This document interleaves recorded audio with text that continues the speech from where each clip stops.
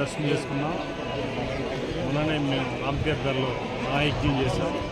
మహాయజ్ఞం చేసిన తర్వాత వచ్చి మా భక్తులతో దర్శనం చేసుకున్నాం.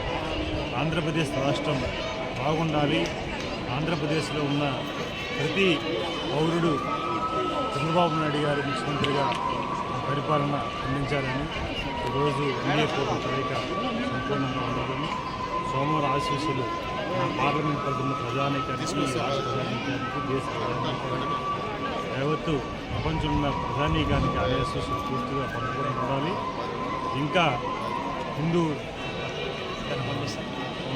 పైన అలాగే ప్రజల పైన అలాగే ఆధ్యాత్మికంగా ఇంకా పెరగాలని స్వామివారిని కోరుకున్నాం. దర్శనం కావాలని కోరుకుంటూ ఈరోజు రైతులు అవ్వచ్చు, అన్ని వర్గాల వారు కూడా బాగుండాలని మనస్ఫూర్తిగా కోరుకున్నాం. అలాగే ఈ దర్శనాన్ని ప్రతి అన్ని వర్గాలు కూడా వచ్చి ఆశీర్వాదం తీసుకోవాలని మనస్ఫూర్తిగా